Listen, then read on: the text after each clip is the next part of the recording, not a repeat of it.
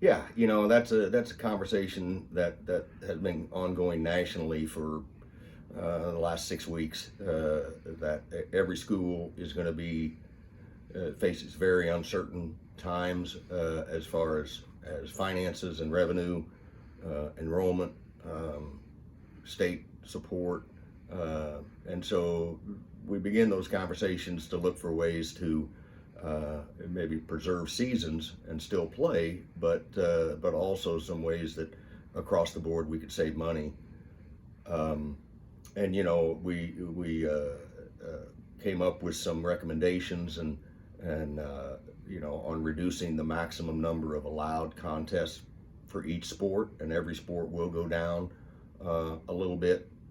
Um, and I think uh, getting ahead of it and saying, let's just play fewer games, but let's still play.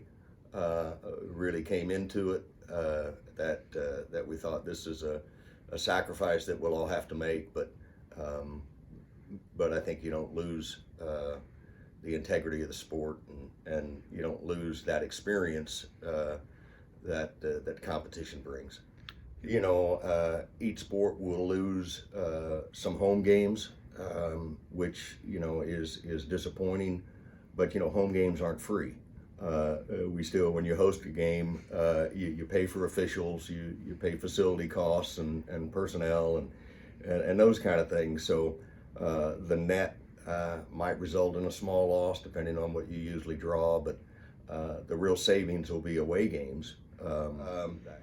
The cost associated with team travel and with sending teams on the road, it'll vary based on the size of the team and the distance you're going and those kind of things. But for us to send a small team on the road, it'll be $1,000, and you spend you can spend up to 10,000 when you send the football team on the road with the number of buses and if there's a hotel involved, if it's an afternoon game, distance traveled, food, all of that, it can get pretty expensive. So that's where we're really going to save the money is and it's unfortunate baseball and softball will be affected by it also. But baseball and softball, those are the teams that play series.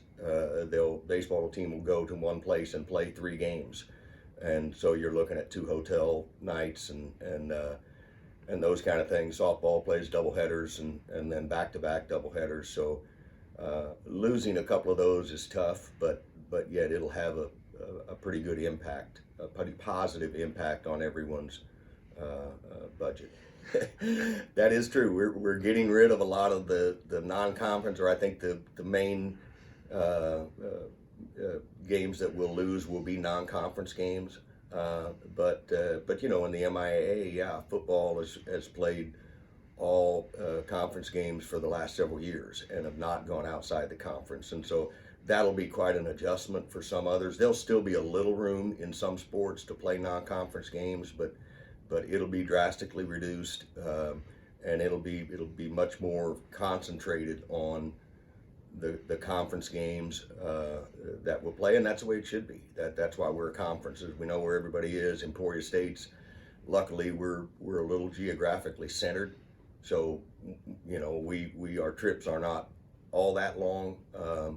I think the farthest one is 5.5 or 6 hours up to Kearney, depending on how fast you drive, and that'll help us, and it won't be a real change from what we're doing in the broad sense by sport. Yeah, it will be.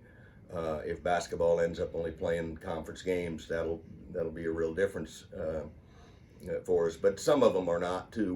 When I say non-conference games, the exempt games are still there on some of the exempt games, meaning the scrimmages and the exhibition games. So hopefully we'll get a chance to do that and play a Division I here and there as an exhibition game, and keep that experience. Yeah, that's right. We thought if we would do this together, I think as Division II, that would help. Just all of us be able to kind of be on the same footing. And because if you do it conference by conference, again, who are you going to play? If you're, basically this is getting rid of non-conference games, a lot of non-conference games. And if you didn't do that nationally, who would you get to come in and play you? So I think it's a good move. It's a sad, just like everything here on this has been difficult and something we hadn't planned on, and I keep saying I never in my wildest dreams would think that the Final Four would be canceled. So when that happened, it certainly shows the gravity of what we're faced with nationally and how it filters down to each institution.